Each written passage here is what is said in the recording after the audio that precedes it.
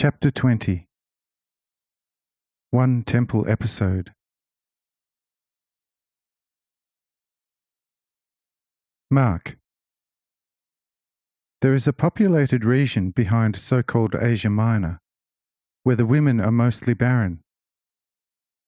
I don't know the cause, but it is a known fact that if those women sleep with either Jews or Samaritans, then they become as fertile as ours.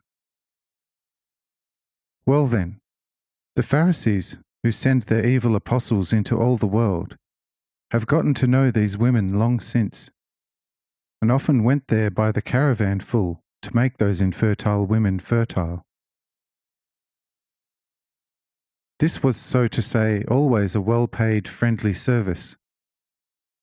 But this service was not kept up, as the men of the said Asia Minor region gradually realized themselves the deceived, because their wives did not get quite so pregnant in the fertility clinics, which the Jerusalemites missionaries had erected at the border of those municipalities many years earlier. But instead, the missionaries locally and also in Judea brought up newly born infants, had them brought to the said clinics, where the otherwise very beautiful and sumptuous but barren woman has to stay 10 months. After the 10 months, during which time such woman was nearly slept to death by these apostles of the temple, such purchased child was presented to the said woman, and that in such cunning way that even the woman thought the child to be hers. But as said, the husbands of such beautiful and sumptuous women with time found out about the deception, and that through an upright Samaritan, who showed the Asia Minorites how the would-be pious Jerusalemites, apostles, from the city of God, played it up. Whereupon the community's deceived husbands came to the apostles in the fertility clinic, accusing them with what they had heard of a Sisherite resident, even whilst the fertilized woman had themselves confessed it to them. But the apostles, anointed with every deception ointment, soon found a healthy alibi, portraying the Samaritans to the accusers in a way that left in no doubt that it was the Samaritans that were the cause of the women's infertility.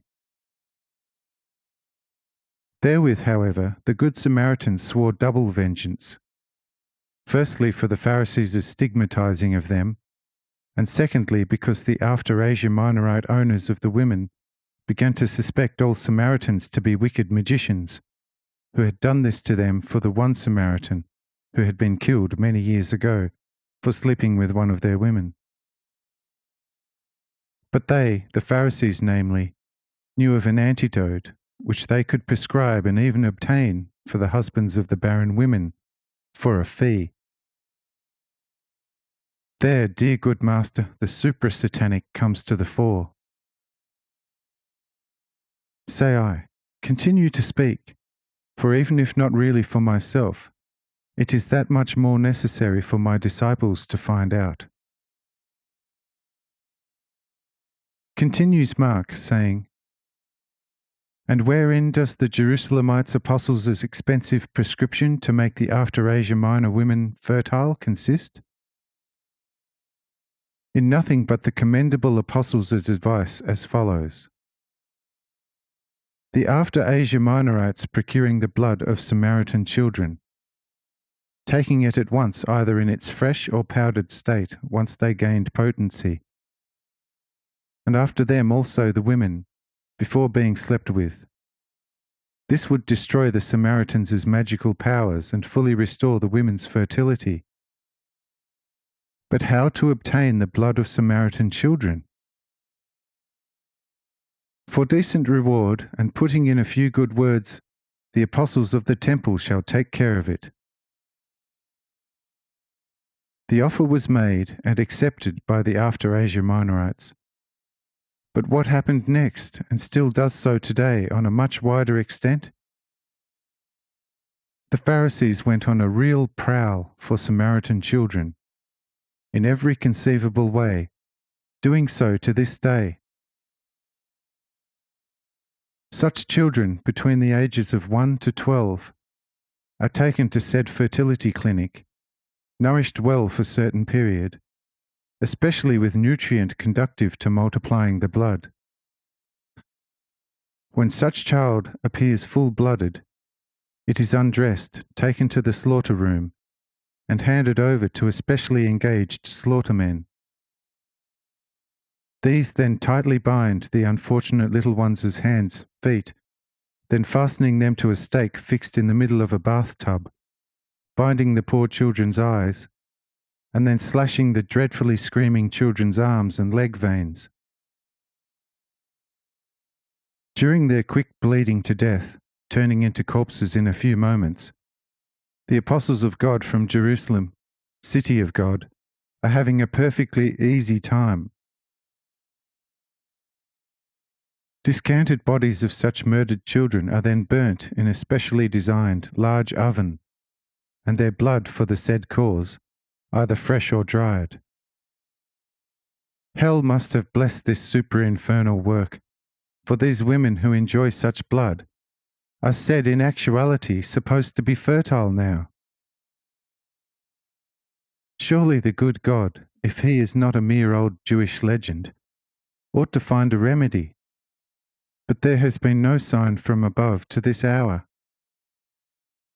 God is still capable of patiently and unhurriedly watching such nameless abominations, as he did also in Bethlehem some 30 years ago, when by most tyrannical edict, up to 5,000 male children between the ages of 1 to 12 were put to death in one day, and this in the most cruel fashion in the world.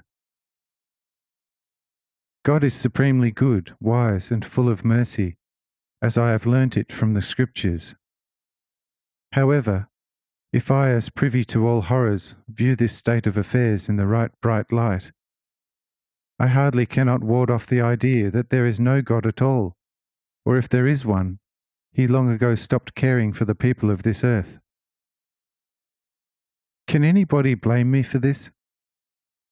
Surely no realistic and people's friendly person like me, also not even God. For in my breast still pulses a heart which cares for poor humanity with all love. If, however, Lord and Master, there resides something godly within you, then let you work a miracle also in this sphere, destroying and annihilating such infernal monsters. I have not the least doubt in your accomplishing it, for my experience with you today is my most convincing surety that nothing can be impossible to you, if only it is your will, because you obviously are more than all the prophets put together